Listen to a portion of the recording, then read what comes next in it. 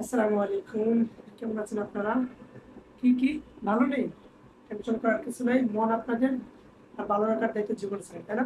সেই সুবাদে আমরা আজকে শুরু করতে যাচ্ছি পরিপাক প্রশাসনের এপিসোড নাম্বার 3। আমরা গত 2 দিন ধরে শুধু প্ল্যান করতেছি 2টা লেকচারে যে কিভাবে এই খাবারগুলো আমাদের মুখ থেকে পেটে যায়, সেই প্রসেসগুলো, যেমন আমাদের দাঁত কিরকম, আমাদের জিহ্বা কেমন, আমাদের লালা কি, তাই না? আজকে আমরা এই খাবারগুলো মুখ থেকে পেট পর্যন্ত পৌঁছাই দিব। মনে রাখবা, আমরা যে খাবার খাই, এই খাবারটা একেবারে খাওয়া থেকে শুরু করে ওয়াশরুম বা বাজি পর্যন্ত পৌঁছাতে টোটাল 6টা স্টেপ শেষ করতে হয়। ঠিক আছে? আর আমরা খাবার খাই সব মিলিয়ে কত রকমের? 6 ধরনের। মানে পৃথিবীর যত খাবারই হোক, সব মিলিয়ে আমরা কি করছিলাম? 6টা ধরনের। ওই যে মনে আছে না? শর্করা, আমিষ, স্নেহ, ভিটামিন, খনিজ লবণ, পানি, তাই না? আর আমরা এখন এখন বলবো যে কোন কোন স্টেপ গুলার মাধ্যমে আমরা খাবারটা গ্রহণ করি এবং তার দিন শেষে উদাও করে ফেলি। দেখো, আচ্ছা শুরুতে বলি, খাদ্য পরিপাকের ধাপ হচ্ছে 6টা। আচ্ছা চিন্তা করো, যেহেতু খাদ্য নিয়ে কথা হচ্ছে তো 3 বন্ধু, আহ 3 বন্ধু বলতে 3 ধর্মের 3জন। একটা হচ্ছে মুসলিম, মুসলিম একজন, খ্রিস্টান একজন, আর ইহুদি একজন। 3 বন্ধু মিলা সফর করতেছে। ইহুদি বন্ধু বলা যায় না, ওরা এমনি আর কি 3জন মিলে একটা সফরে যাচ্ছে। মুসলিম, খ্রিস্টান এবং ইহুদি। তো যাত্রাপথে তারা ভাবলো যে আমাদের কাছে টাকা পয়সা আছে, সবাই মিলে কিছু জিনিস কিনে ফেলি। ওরা সবাই কি করছে, 3জনে 13টা রুটি কিনছে। মানে 1 ডজন রুটি কিনতে গেছে, একটা ফ্রি পাইছে, তাহলে 12টা, আর একটা 13টা। তো সবার বাটে 4টা করে পড়ছে, সবাই খাইছে। যাচ্ছে সফরে, যাচ্ছে যাচ্ছে যেখানে ক্লান্তি লাগলো, রেস্ট নিল, খাবার খেলো। খাইতে খাইতে এক সময় সর্বশেষ একটা রুটি রয়ে গেল।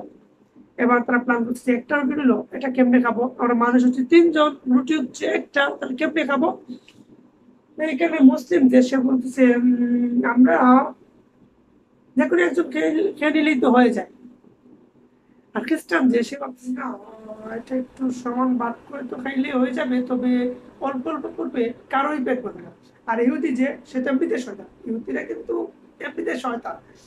ইহুদি বলে না না, হবে না, এটার ব্যবস্থা করতে হবে, ওই একজনই খেতে হবে না, কেউ কেউ দিতে পারবে না। আচ্ছা, ঠিক আছে, তাহলে আমরা আগে রেস্ট নেই, মানে আমরা একটা এই বিরতি নেই, আমরা এমন জায়গায় গিয়ে বিশ্রাম নেই, সেখানে আমরা প্ল্যান করবো। এই একটা রুটি কি করছে? ঠিক আছে, তার একটা গুহায় গেল, গুহায় যাওয়ার পর রেস্ট নিল। এখন ওই যে ইহুদি শয়তান যে, ওর মাথায় বুদ্ধি আসলো, সে বললো যে, শোনো, হ্যাঁ মুসলমান, হ্যাঁ খ্রিস্টান, শুনো, তোমাদের উদ্দেশ্যে বলি, এই যে রুটি, এটা আজকে আমরা এই যে ঘুমাই পড়বো, আজকে আমরা এটা না খেয়ে সবাই ঘুমাই পড়বো। ঘুমানোর পর যে সবচেয়ে বেশি আশ্চর্যজনক স্বপ্ন দেখবে, সেই হবে এই রুটির মালিক। কিসের মালিক? এই রুটির মালিক, একটা রুটির মালিক। মুসলমান বলছে, হ্যাঁ ঠিক আছে, নো প্রবলেম, আমি মানি, আমি রাজি। খ্রিস্টান বলে, আচ্ছা ঠিক আছে, ওকে। এবার সবাই ঘুমাই পড়ছে। হুট করে রাত, খ্রিস্টান যে, সে লাফ মাইরা উঠছে। ওইটাই ইহুদি ডাকতেছে, এই দোস্ত দোস্ত, ওঠো ওঠো। বলে কি হয়েছে? বলে জানো না, আমি এক বিরাট স্বপ্ন দেখেছি আজকে। কি স্বপ্ন দেখছো? যে আমি স্বপ্ন দেখলাম আমার নবী এই ঈসা আলাইসাল্লাম, আমাদের খ্রিস্টানদের নবী কিন্তু ঈসা আলাইসাল্লাম, আমার নবী ঈসা আলাইসাল্লাম দেখলাম প্রথম আসমানে আমাকে বলে, ডেকে বলতেছে, হে আমার উম্মত, তুমি যদি খ্রিস্টান এই জনগণের দায়িত্ব নিতে চাও, তাহলে এই রুটি তুমি ভক্ষণ করো, এই রুটি তুমি খেয়ে ফেলো। ইহুদি বলে, হায় হায়, আসলেই তো আশ্চর্য একটা স্বপ্ন দেখছো। সে বলে, আমিও তো একটা স্বপ্ন দেখছি। ইহুদি বলতেছে, আমিও তো একটা স্বপ্ন দেখছি। কি স্বপ্ন দেখছো? আমি দেখলাম যে আমার নবী মুসা আলাইহিস সালাম ষষ্ঠ আসমানে আমাকে বলতেছে, ওহে আমার পাপিষ্ঠ বান্দা, ওহে আমার পাপিষ্ঠ উম্মত, আমি আমার উম্মতদেরকে তোর হাতে ছেড়ে দিলাম। আর তুই যদি তাদেরকে কন্ট্রোল করতে চাস, তাদেরকে যদি নিয়ন্ত্রণে রাখতে চাস, তাহলে অবশ্যই অবশ্যই তোকে এই রুটিটা ভক্ষণ করিতে হইবে। আর না হয় কিন্তু তুই আমার উম্মতকে কন্ট্রোল করতে পারবি না। 2জন তো বলে, হাই হাই, আমার থেকে তো আপনারটা ভয়ানক। খ্রিস্টান বলতেছে, আমার থেকে তো আপনারটা ভয়ানক স্বপ্ন। আচ্ছা, মুসলমানের একদম, মুসলমানও কিন্তু ঘুমায় নাই, ও কিন্তু সজাগ ঘুমে। ও ডাকতেছে, ডাক্তার দিয়ে আর উঠেই না। 2জন দইরা তুলছে, কারণ মানুষ ঘুমে থাকলেই তো তুলতে পারবে। কেউ যদি সজাগ ঘুমে থাকে, অনেককে তোলা সম্ভব। তুলছে কোনো রকমে। আর ওরা যে এসব কথাবার্তা বলতেছে, ও কিন্তু শুনতেছে, কারণ সে কিন্তু ঘুমায় নাই, সে কিন্তু সজাগ ছিল। ওরা বলতেছে, তোলার পর দুজন বলতেছে আমরা এই স্বপ্ন দেখছি, এই স্বপ্ন দেখছি। বলার আগেই ওরা দুজন শুরু করছে যে আমরা এই স্বপ্ন দেখছি। বলে আর রাখো তোমাদের স্বপ্ন, আমি তো ভয় পেয়ে গেছি। বলে কি হয়েছে? বলে তোমরা জানো না, আমি যখন ঘুমাইছিলাম হুট কইরা এক বড় দানব আসছে, আইসাই দেখি ওর হাতে মোটা এক লাঠি, মানে আমরা যেটা বলি গদা, গদা লাঠি। এই লাঠি নিয়ে এরকম ধরে আছে, আর আমার বলতেছে এই মুসলমান ঘুম থেকে উঠ। আমি বললাম কেন উঠবো? আমি বইয়ে পেয়েছি। ওরা আর জিজ্ঞেস করি নাই, বইয়ে তরতর করে কাঁপতেছি, ওইটা বসলাম। বলে তুই কি মুসলমান? বলে হা। তোর কি বাঁচার ইচ্ছে আছে? বলে হা। তাহলে তুই এক কোণে রুটি খাবি। আমি বললাম দেখো আমি মুসলমান, আমি আমানতের খেয়ানত করতে পারবো না। আমারে ওই দানব বলতেছে তুই রুটি খাবি নাকি মাইরা দিব, তুই খাবি নাকি মাইরা দিব। মুসলমান বলছে আমি জানের বয়ে নিজেকে বাঁচানোর ডরে আমি টাচ কইরা এই রুটিটা খেয়ে ফেলছি। ও কিন্তু খেয়ে ফেলছে, ও কিন্তু রুটি খেয়ে তারপর ঘুমায় পড়ছে। তারা দুজন বলছি ভাই এত বড় কাহিনী আপনার সাথে ঘটলো, আপনি আমাদেরকে কিছু বললেন না। মুসলমান বলতেছে ও যখন আমার উপর এরকম লাঠি ধরে থাকে, আমি তো তোমাদের দুজনকে ডাকতে ডাকতে শেষ, তোমরা তো শুনবা কেমনে? একজন প্রথম আসমানে আরেকজন ষষ্ঠ আসমানে। ভাই আমি বইয়ে খেয়ে বলছি ভাই আমাকে মাফ করে দাও। দেখছো মানে কারো যদি কোনো কিছু খাওয়ার ইচ্ছে থাকে, সে কেমনে খাবে সে সেটা উদ্ধার করে ফেলবে। ওই যে একটা কথা আছে না, যদি হও সুজন তেঁতুল পাতায় নয়জন। মানে যদি আপনি সুজন হন, কেমনে সেটা ম্যানেজ করবে সেটা আপনি জানেন। আর যদি আপনার আসলে ইচ্ছে না থাকে, তাহলে আরেকটা প্রবাদ আছে, যার সাথে হয় না তার সাথে হয় না। কারণ যদি ইচ্ছাই না থাকে তাহলে তো কিছু করার নেই। তো আজকে যদি আমরা 6টা স্টেপ দেখবো, আসলে কেউ যদি খাবারের পাবলিক হয়েছে এক স্টেপ শেষ করে ফেলে, আর আমরা হয়তো 6টা স্টেপ দেখবো। ওকে আসলে আমরা ছিলাম খাদ্য পরিপাকের ধাপ হচ্ছে টোটাল 6টা। নাম্বার 1, খাদ্য ও পানি গলাৎকরণ। মানে আমরা খাদ্য এবং পানি গিলি, মানে গলাৎকরণটা লিখবো। মানে আমরা কি খাদ্যকে ডিরেক্টলি পেট কাইটা ঢুকাই দিলে না, মুখ দিয়ে আগে চাবানোর পর আমরা গলাৎকরণ করি।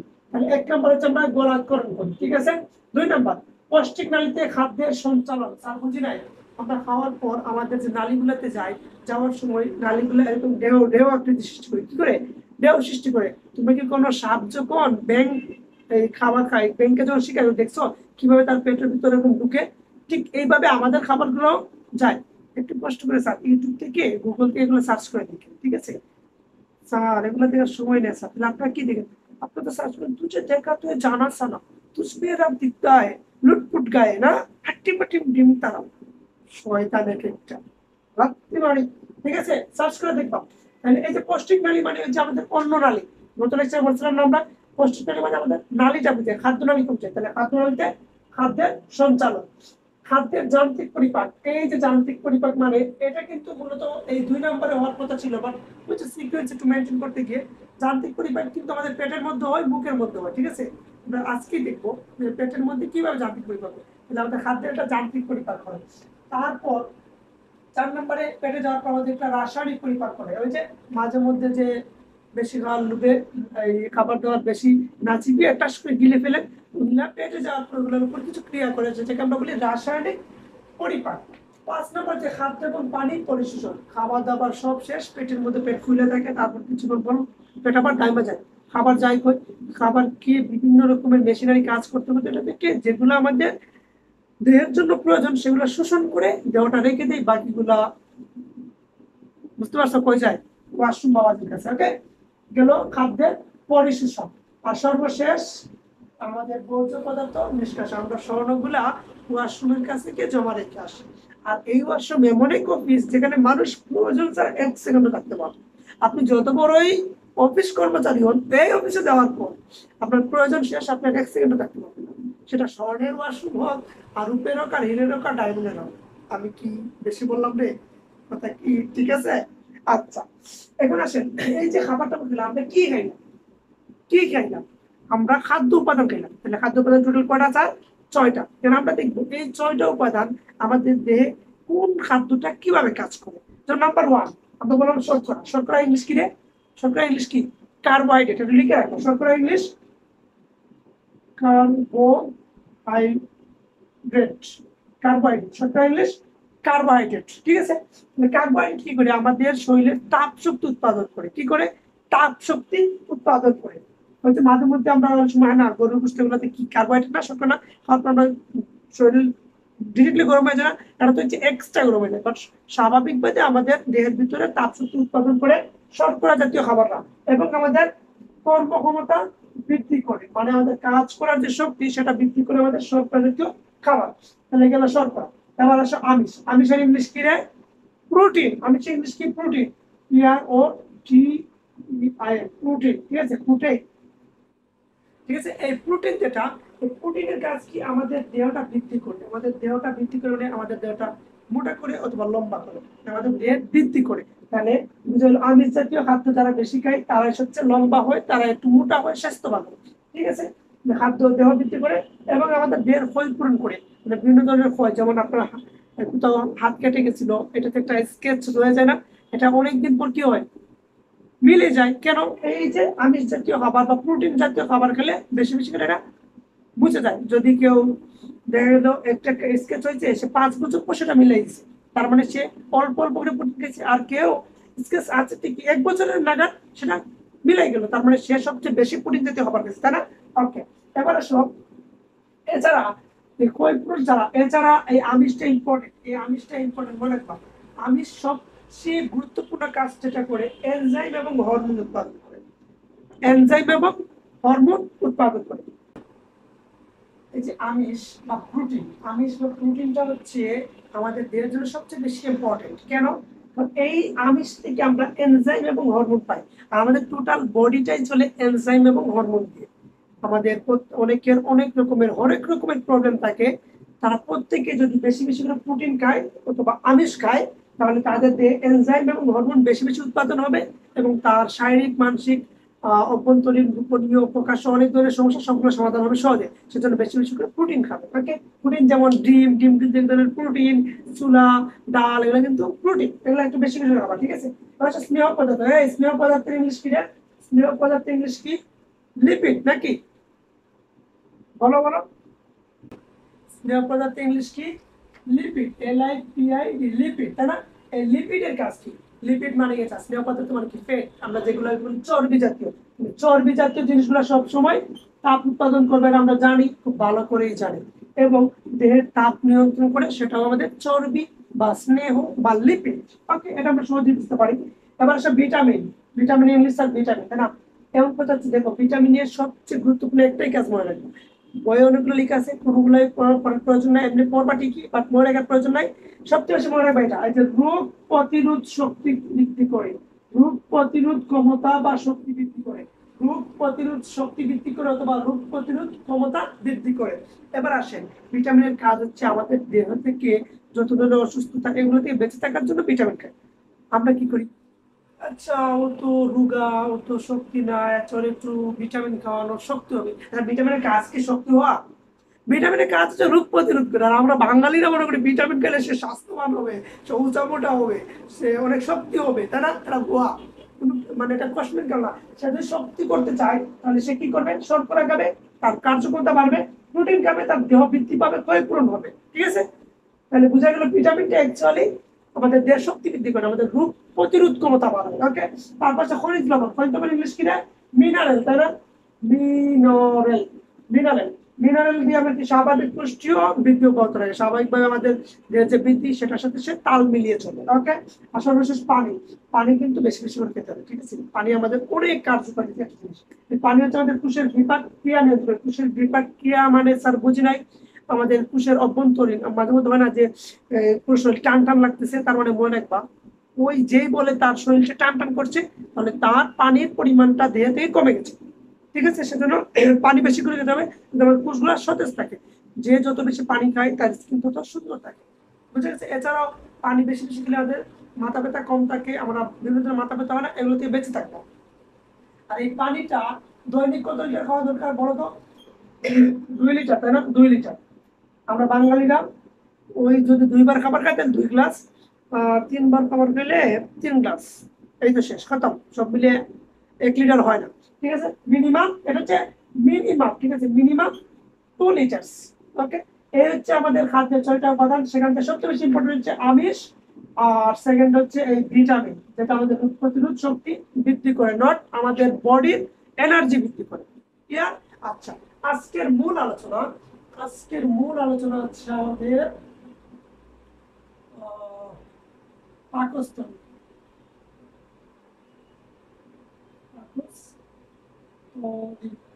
আজকে আমাদের মূল আলোচনা হচ্ছে স্যার পাকস্থলী। ওকে, আমরা এতক্ষণ কি করলাম? আমরা এতক্ষণ পরিপাক কিভাবে হয় সেটা দেখলাম, সাথে আমরা দেখলাম যে আমাদের কোন খাবার থেকে কি ধরনের শক্তি যোগানো যায়। ওকে,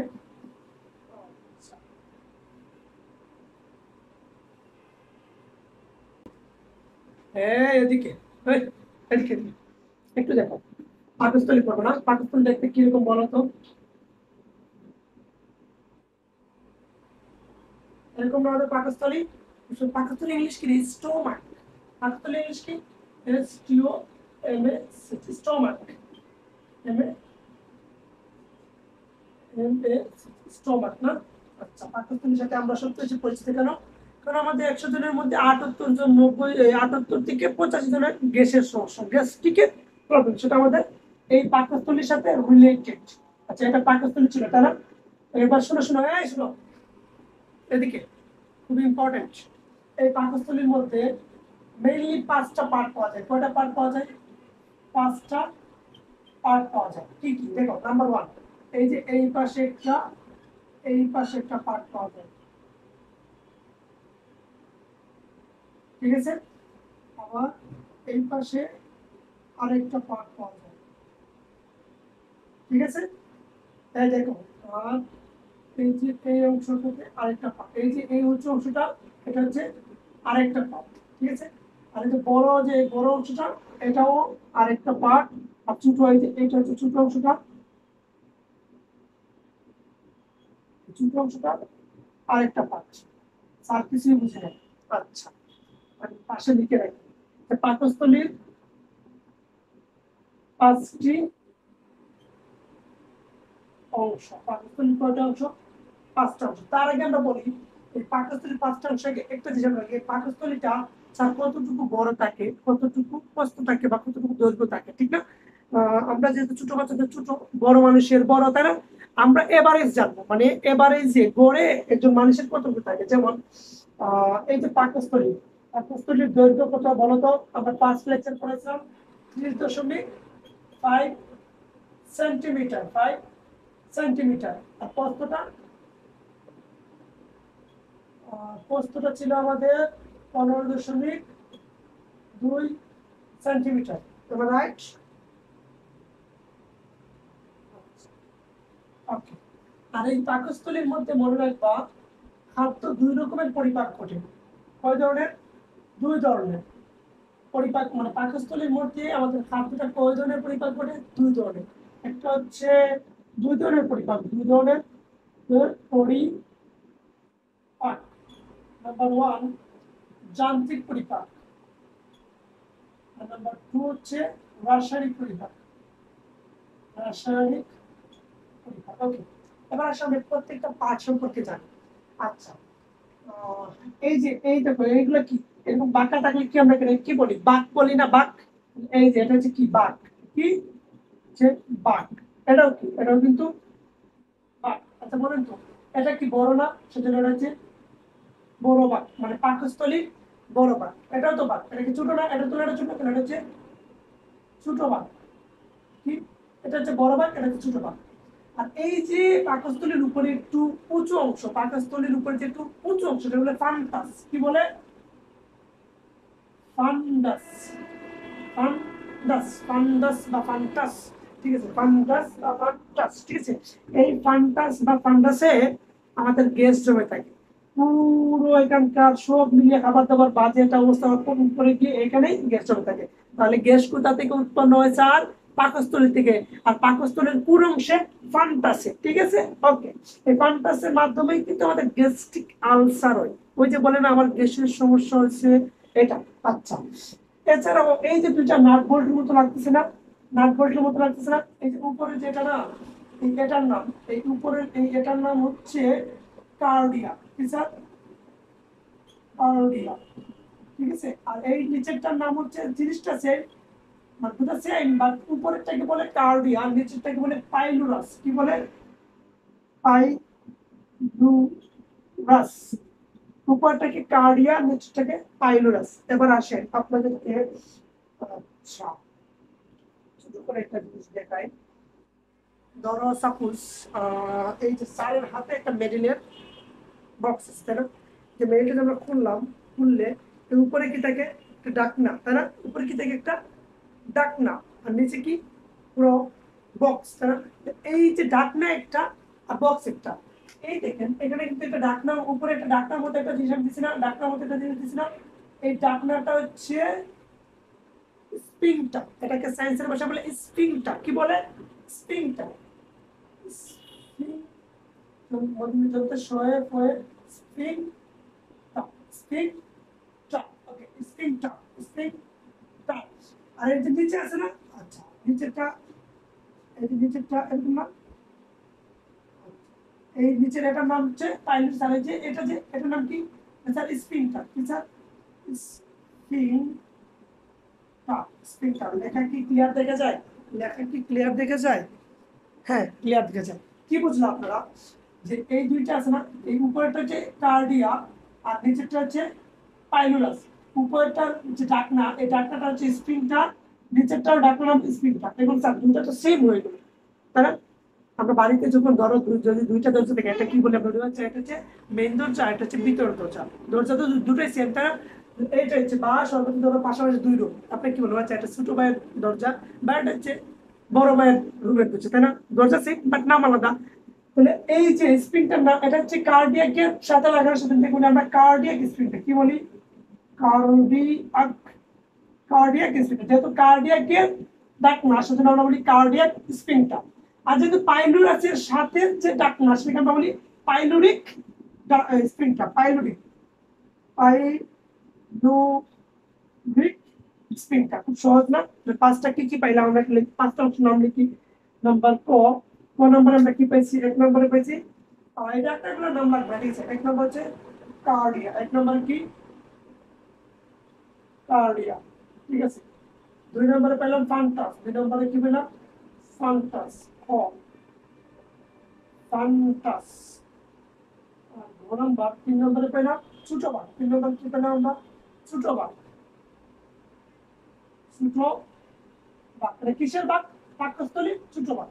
আর চার নম্বরে পেলাম আমরা বড় বাঘ। দু নম্বরে পেলাম আমরা বড় বাঘ, বড় বাঘ। আর পাঁচ নম্বরে পেলাম আমরা পাইলুরাস। এটা হচ্ছে পাঁচ নম্বরে হচ্ছে আমাদের পাইলুরাস। পাইলুরাস। ওকে, এই হচ্ছে আমাদের পাকস্থলীর মেইন পাঁচটা অংশ। তাহলে কি কি বললাম? একটা পাকস্থলীর মধ্যে মেইনলি পাঁচটা অংশ থাকে। কি কি স্যার? কার্ডিয়া, ফান্টাস, ছোট বাঘ, বড় বাঘ এবং পাইলুরাস। আমরা কি বলতাম? কার্ডিয়াকের সাথে একটা ডাকনা থাকে, সেটাকে আমরা বলি কার্ডিয়াক স্ফিংক্টার। আর পাইলুরাসের সাথে আরেকটা ডাকনা থাকে, সেটাকে আমরা বলি পাইলুরিক স্ফিংক্টার। ওকে, ঠিক আছে। আর আমরা জানি বড় বাঘ, ছোট বাঘ মানে স্মল বাঘ বা লেজার বাঘ, এই আর কি, ঠিক আছে। ওকে, আমরা একটা ফান্টাস পেলাম, এটার মধ্যে গ্যাস থাকে। এই ছিল মোটামুটি পাকস্থলীর অংশ। এখন আমরা দেখবো ওই পাকস্থলীতে কি কি কাহিনী ঘটে। আমরা জানি, আমরা সবাই জানি যে এই কার্ডে, এই যে আমাদের পাকস্থলী আছে, পাকস্থলীর মধ্যে দুই ধরনের ওই পরিপাক ঘটে। নাম্বার ওয়ান যান্ত্রিক পরিপাক, নাম্বার টু রাসায়নিক পরিপাক। মনে রাখবা, যান্ত্রিক পরিপাক মানে আমরা বলতে চাচ্ছি কিছু কিছু খাবার আমাদের নিজের যখন পাকস্থলীতে চলে যায়, খাবার কিন্তু সর্বপ্রথম পেটে যাওয়া মানে কি? সর্বপ্রথম পাকস্থলীতে যাওয়া। পাকস্থলীতে যাওয়ার পর কিছুটা আছে যেগুলো আমরা ওই যে অর্ধ এই চিবিয়ে ভিতর দিই, এগুলা। আর কিছু আছে ডিরেক্ট চলে যায়। যান্ত্রিক পরিপাক বলতে আমি বুঝতে চাচ্ছি এই আমাদের পুরো পাকস্থলীর ভিতর তিনটা স্তর আছে। স্যার কি কি, কত প্রকার, নাম কি, এগুলো কাজ কি, এগুলো আমরা নেক্সট ক্লাসে পড়বো। আপাতত আপনি এটা মাইন্ডে রাখেন যে আমাদের তিনটা স্তর আছে, সেগুলো হচ্ছে মসৃণ। ওকে, নরমালি এই যে পাকস্থলী আছে না, এই পাকস্থলীতে হাইড্রোক্লোরিক অ্যাসিড উৎপন্ন হয়। এটা আপনি এখনই এখনই এখনই মুখস্থ করেন যে আমাদের পাকস্থলীতে হাইড্রোক্লোরিক অ্যাসিড উৎপন্ন হয়। ও স্যার, কি বললেন স্যার?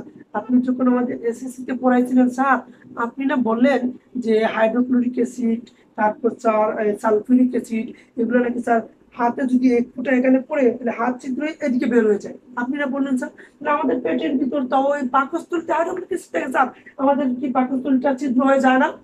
প্রশ্ন থাকে না? হ্যাঁ, এটা হচ্ছে আপনাদের মেইন পয়েন্ট। আর স্যার এই পাকস্থলীতে স্যার হাইড্রোক্লোরিক অ্যাসিড এটা কোথা থেকে আসে স্যার? এটা হচ্ছে প্যারাইটাল নামক একটা সেল থেকে আসে, প্যারাইটাল কোষ থেকে হাইড্রোক্লোরিক অ্যাসিড উৎপন্ন হয় স্যার। আপনার এটা লিখার প্রয়োজনে কিছু করার দরকার, ঠিক আছে? এই যে পানটাস আছে না, এই পানটাসের মধ্যে 4টা পাঁচ আছে, আমরা পড়বো অক্সিনটিক, প্যারাইটাল, ঠিক আছে? 4টা আছে, আমি 4টা পড়বো। আপাতত আপাতত আপনি এটা মনে রাখেন যে আমাদের পাকস্থলীর মধ্যে হাইড্রোক্লোরিক অ্যাসিড পাওয়া যায়। কি পাওয়া যায়? HCl, হাইড্রোক্লোরিক অ্যাসিড পাওয়া যায়। স্যার এটা কিভাবে পাওয়া যায়? এটা আমাদের পাকস্থলীতে ক্ষতি করে না কেন? জাস্ট এই জিনিসটা জানবো, তাইলে আমাদের আজকে পড়া শেষ। আচ্ছা, এই যে পাকস্থলী আছে না, এই পাকস্থলীতে এই যে এরকম একটা আবরণ থাকে, যে আবরণটাকে আমরা বলি এপিথেলিয়াম আবরণ। কি বলি? এপিথেলিয়াম আবরণ। কি বলি? এই যে ঘন ঘন, এটা খুবই ঘন থাকে, মারাত্মক ঘন থাকে, এই যেরকম থাকে, এই অংশটাকে আমরা বলি এপিথেলিয়াম। কি বলি? এপিথেলিয়াম। সেটা কি থাকে? অত্যন্ত ঘন থাকে। এবং আরেকটা জিনিস মনে রাখবেন, এই এপিথেলিয়াম থেকে একটা জিনিস ক্ষরণ হয়, একটা পদার্থের যৌগ ক্ষরণ হয়, যেটা হচ্ছে বায়োকার্বনেট, HCO3 মাইনাস। এটা আমরা বাংলায় লিখবো যে বায়ো কার্বনেট, বায়োকার্বনেট খরিত হয়, খরিত হয়। বায়োকার্বনেট যে খরিত হয় কোথায় হয়েছে? এটা হচ্ছে মিউকাস স্তরে। স্যার মিউকাস স্তর কি? আমরা ডিটেইলস করবো, আপাতত মনে রাখো আমাদের এই পাকস্থলীতে এপিথেলিয়াম নামক একটা আবরণ থাকে ভিতরের দিকে, যেটা হচ্ছে অত্যন্ত ঘন, সেটা থেকে বাইকার্বনেট নামক একটা, বাইকার্বনেট যেটা আমাদের একটা গ্যাস, সেটা উৎপন্ন হয়। কোথায় খরিত হয় স্যার? মিউকাসে। কোথায়? মিউকাস, ঠিক আছে? মিউকাস কি স্যার? মিউকাস হচ্ছে আমাদের একটা স্তর, মিউকাস একটা পিচ্ছিল স্তর, পিচ্ছিল স্তর, বা ধরো জাস্ট স্তর লাগলে মনে রাখতে, ঠিক আছে? আমাদের মিউকাস, মিউকাস নামক একটা স্তরের মধ্যে সেটা ফলিত হয়। তাহলে আবার বলি, এটা একটু এলোমেলো হয়ে গেছে না স্যার? আমি যেটা বলতেছিলাম যে আমাদের পাকস্থলীর মধ্যে হাইড্রোক্লোরিক অ্যাসিড ফলিত হয়, এটা আমার প্যারাইটাল কোষ থেকে। কোথা থেকে এই হাইড্রোক্লোরিক কোথা থেকে ফলিত হয়? এই হাইড্রোক্লোরিকটা হচ্ছে প্যারাইটাল কোষ থেকে, প্যারাইটাল কোষ থেকে। প্যারাইটাল কোষ থেকে কি ফলিত হয়? আমাদের হাইড্রোক্লোরিক অ্যাসিড ফলিত হয়। এটা নিয়ে আমরা আরো ডিটেইলস পড়বো। আপাতত আপনি এটা মনে রাখেন। এছাড়া আমাদের পাকস্থলীর চারপাশে এপিথেলিয়ামের একটা ঘন আবরণ থাকে, যেটা থেকে বাইকার্বনেট গঠিত হয় মিউকাস স্তরে। ওকে, কোথায়? মিউকাস স্তরে। এবার আসেন মূল কাহিনীতে, যে মিউকাস স্তর যেটা বললাম না, এই মিউকাস স্তরটা আসলে স্যার কি, বা এই মিউকাস স্তরের কাজ কি? এই মিউকাস স্তর আমাদের সবচেয়ে ভালো একটা, মানে আমাদের উপকারী একটা কাজ করে। যেমন এই মিউকাস স্তর থেকে, এই যে মিউকাস স্তর আছে না, এই মিউকাস স্তর থেকে পেপসিন নামক একটা এনজাইম গঠিত হয়। কি স্যার? পেপসিন নামক একটা এনজাইম গঠিত হয়। মিউকাসে কি বলে? পেপসিন। পেপসিন নামক, পেপসিন নামক এনজাইম, এনজাইম, পেপসিন নামক একটা এনজাইম গঠিত হয়, যেটা এই যে পেপসিন নামক যে এনজাইম, সে এনজাইম আবার একটা কাজ করে। সে এনজাইম কি করে? পেপসিনোজেন নামক একটা নিষ্ক্রিয় এনজাইমকে সক্রিয় করে। পেপসিন নামক একটা এনজাইম, যেটা আমাদের পেপসিনোজেন নামক নিষ্ক্রিয় এনজাইম প্রয়োগ করে। এই যে পেপসিন, মিউকাস না, মিউকাসে পেপসিন নামক একটা এনজাইম পেলাম, সেটা কাজ করে, সেটা করে পেপসিনোজেন, পেপসিনোজেন, পেপসিনোজেন নামক, পেপসিনোজেন নামক নিষ্ক্রিয় এনজাইম গঠন করে। কি বলে? নিষ্ক্রিয়, নিষ্ক্রিয়, নিষ্ক্রিয় এনজাইম গঠন করে। স্যার বুঝি না আসলে, আমি যেটা বলতে চাচ্ছি, বাইকার্বনেট স্তর কোথায় হয়? মিউকাসে গঠিত হয়। আর মিউকাস থেকে আরেকটা পেপসিন নামক এনজাইম আছে, সেটা গঠন হয়। আর ওই পেপসিনটা পেপসিনোজেন নামক একটা নিষ্ক্রিয় এনজাইমে গঠিত হয়। আর ওই নিষ্ক্রিয় যে এনজাইম যেটা পাইলাম, এই এনজাইমটা আমরা বুঝো, এই যে পেপসিনোজেন নামক যে এনজাইমটা, এই এনজাইমটা যখনই HCl এর কাছাকাছি আসে, মানে স্পর্শে, স্পর্শে আসে, HCl এর স্পর্শে আসে, তখন HCl এখানে বেনিশ হয়ে যায়। মানে আমাদের আঞ্চলিক ভাষায় একটা কথা আছে না, বাঘের উপরও টাগ আছে, তাই না? বলে না? এই যেটা HCl ধরো, এই যে ফান্টাসে, এই HCl কি এই ফান্টাসের মধ্যে থাকে। HCl ধরো, HClটা এটা ফুটা এরকম পড়তেছে পড়তেছে পড়তেছে, এই যে পড়া শুরু করছে না। আর এই যে এপিথেলিয়ামের এই যে ধরো প্রত্যেক জায়গায় কি আছে আমাদের পেপসিনোজেন আছে না। আই মিন প্রত্যেকটা জায়গায় তো মিউকাস আছে, মিউকাসের মধ্যে পেপসিন আছে। আর পেপসিন যেখানে আছে সেখানে নিষ্ক্রিয় একটা পেপসিনোজেন আছে। এই পেপসিনোজেনটা কি নিষ্ক্রিয়। এই যে এখানে ধরো এই যে এটা হচ্ছে আমাদের পেপসিনোজেন, সাপোজ ধরো এটা হচ্ছে পেপসিনোজেন এখানে আছে। এই যে HCl গঠন হয়ে এখানে এসে পড়লো, এখানে এসে পর এই পেপসিনোজেনটা সক্রিয় হয়ে গেল। আর এই HClটা আমাদের এই মানে পাশের যে আবরণের পর্যন্ত পৌঁছাতে পারলো না। তাহলে HCl এখানে ব্যর্থ। আর আমাদের পেপসিনোজেন আমাদের পাকস্থলীকে রক্ষা করে। যদি কোনো কারণে HClটা ডিরেক্ট এসে আবরণের পরে, তাহলে আবরণ ভেদ করে ছিদ্র হয়ে চলে যাবে, আমাদের পাকস্থলী ফেটে যাবে। চিন্তা করছি আল্লাহ আমাদেরকে কত সুন্দর করে সৃষ্টি করলেন, যে যে জিনিসটা আবার স্যার এই HCl না থাকলে, এই HCl আমাদের প্রয়োজন। কারণ আমাদের যখন এই আপনারা যে পাদু টাদু মারেন না, এটা কেমনে আসে কিভাবে সেটা বলতে পারলাম না, ডিটেলস বলবো না। এতটুকু তো ক্লিয়ার হয়েছে যে স্যার এই পাকস্থলীর এই এপিথেলিয়াম নামক একটা গণ আবরণ, যেটার মধ্যে বায়োকার্বনেট গঠিত হয় মিউকাস স্তরে। আর এই মিউকাস স্তরের মধ্যে পেপসিন নামক একটা এনজাইম পাওয়া যায়। এই এনজাইম আবার কি করে পেপসিনোজেন নামক নিষ্ক্রিয় একটা এনজাইম গঠন করে। আর এই পেপসিনোজেন নামক নিষ্ক্রিয় এনজাইমের যখন সংস্পর্শে হাইড্রোক্লোরিক অ্যাসিড এসে উপস্থিত হয়, তখনই এটা প্রশমিত হয়ে যায়। তখনই হাইড্রোক্লোরিক অ্যাসিড আর আমাদেরকে কোনো ধরনের ক্ষতি করতে পারে না। এতটুকু কি বোঝা গেল রে? ক্লিয়ার? এই কথা চর্চা। স্যার গো, আরেকটা জিনিস জানার ছিল। আমরা যে প্রায় সময় স্যার বললেন না স্যার আমাদের এই যে গ্যাস্ট্রিক আলসার হয়েছে, এটা কেমনে হয়? আচ্ছা শোনো, দুইটা শব্দ জাস্ট মনে রাখবা। তোমরা কি কাকে বলে তুমি জানতে দেবে না, দুইটা শব্দ মনে, এটা হচ্ছে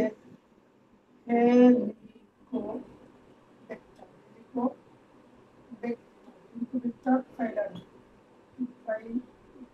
Helicobacter pylori and NSAID, NSAID। NSAID এটা হচ্ছে ছোট একটা নাম, এটা ফুল মিনিং আছে বিশাল লম্বা। হ্যান্ড এন্ড ক্যান্টনমেন্ট, এটা পড়তে গিয়ে ফর্মালিটি করতে জানা, ঠিক আছে? জাস্ট মনে রাখবা NSAID, NSAID, ঠিক আছে? NSAID এবং হেলিকোব্যাক্টার পাইলারি নামক একটা ব্যাকটেরিয়া, এই দুইটা জিনিস যখন আমাদের পাকস্থলীতে আক্রমণ করে বসে, এই হেলিকোব্যাক্টার পাইলারি নামক এবং NSAID নামক যে দুইটা ব্যাকটেরিয়া আছে, এগুলো যখন আমাদের পাকস্থলীতে আক্রমণ করে বসে, তখনই আমাদের গ্যাস্ট্রিক জুস নেওয়া বেশি হয়, তখনই আমাদের গ্যাস্ট্রিক আলসার। তাহলে এই দুইটা হচ্ছে আমাদের গ্যাস্ট্রিক আলসারের জন্য দায়ী, ঠিক আছে? পাকস্থলীতে ক্ষতি সৃষ্টি হয়, এগুলো যখন ক্ষরণ হয় বা এই ব্যাকটেরিয়া যখন এই যে ধরো এই দুইটা ব্যাকটেরিয়া এখানে আসলো, আসে কি করো চতুর্দিকে খাওয়া শুরু করবে, তাহলে আমাদের কি হইলো পাকস্থলী ছোট ছোট করে ছিদ্র হয়ে যাবে না? ছিদ্র হলে কি হয়? ছিদ্র হয়ে যায়, ছিদ্র হলে পাকা হয়ে যায়, ফলে আমাদের যে এই পাকস্থলীর ভিতরে একটা ক্ষত সৃষ্টি হয়। আর এই ক্ষতর কারণে আমাদের গ্যাস্ট্রিক আলসার সৃষ্টি হয়। তাহলে এগুলোর কারণে কি হয়? Gastric ulcer. কি হয় sir? Gastric ulcer, ulcer, gastric ulcer. এগুলো থেকে বেঁচে থাকার জন্য আমাদের হাইড্রোক্লোরিক অ্যাসিড দরকার, আমাদের পেপসিনোজেন দরকার। সেজন্য সেই পরিমাণ খাবার আমাদেরকে খেতে হবে, ঠিক আছে? এই ছিল মোটামুটি পাকস্থলীর কথাবার্তা। তাহলে আমরা পাকস্থলীতে যদি আমরা শেষ করতে চাই, তাহলে আরেকটু বলি আমরা। পাকস্থলীর মধ্যে মোট পার্ট ছিল স্যার পাঁচটা, স্যার কার্ডিয়া, পান্টাস, ছোট ভাগ, বড় ভাগ, পাইলোরিয়াস। ওকে, কার্ডিয়াকের সাথে একটা ডাকনা ছিল কার্ডিয়াক স্ফিংটার, আর পাইলোরিয়াসের সাথে আরেকটা ডাকনা ছিল, সেটা আমরা বলি পাইলোরিক স্ফিংটার, তাই না? এই তো শেষ ছিল। আর আমরা বলছিলাম এটার মধ্যে স্যার দৈর্ঘ্য হচ্ছে প্রায় 30.5 সেন্টিমিটার, প্রস্থ হচ্ছে 15.2 সেন্টিমিটার। এক এক বই এক একটা দেওয়া, ঠিক আছে? আপনি আপাতত এটা মুখস্থ করেন, এর বাইরে যায় না।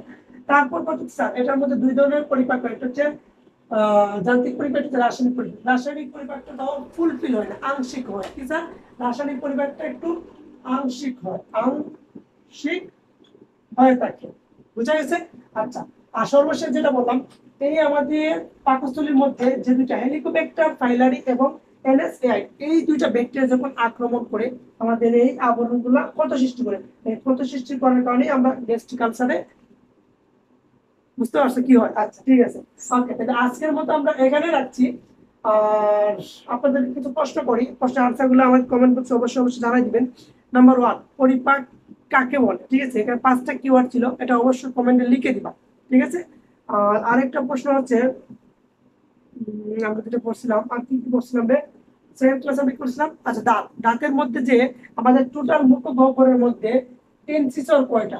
এটা একটু কমেন্টে জানাবা। আমাদের মুখের মধ্যে ইনসিসর দাঁত কতটি এবং সবচেয়ে বেশি দাঁত কোনটি, আমাদের মুখের মধ্যে সবচেয়ে বেশি দাঁত কোনটি সেটাও কমেন্ট করে জানাবা। আচ্ছা, আর জানাবা আমরা যে জাল খাই, এই জালটা কি আদৌ সাতকুড়ির মধ্যে পড়ে? ঠিক আছে। এবং আরেকটা জিনিস জানাবা, আমাদের জিহ্বার ঠিক অগ্রভাগটা, জিহ্বার ঠিক অগ্রভাগটা কি কি ধরনের স্বাদ নেই, জিহ্বার ঠিক অগ্রভাগ কি ধরনের স্বাদ নেই, এটাও জানাবা। ওকে। আর লালাগ্রন্থি কয়টি, লালাগ্রন্থি কয়টি এবং কি কি, লালাগ্রন্থি কয়টি এবং কি কি, এইগুলো প্রশ্নের আনসার কমেন্ট বক্সে অবশ্যই আমাকে দিয়ে দিবা। ঠিক আছে। আজকের মতো এখানেই থাকো, সুস্থ থাকো, ভালো থাকো, আর একটু কষ্ট করে নিজের পড়াকে মায়া করো। ঠিক আছে, আল্লাহ হাফেজ।